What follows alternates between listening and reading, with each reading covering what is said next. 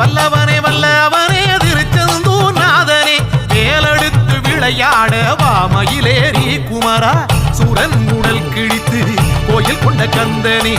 பல்லாண்டு வாழ்கவன ஆசிரருமையனே வல்லவனே வல்லவனே திருச்செந்தூர் நாதனே வேலெடுத்து விளையாட வாமையிலேறி குமரா சூரன் உடல் கிழித்து கோயில் கொண்ட கந்தனே பல்லாண்டு வாழ்கவன ஆசிரருமையனே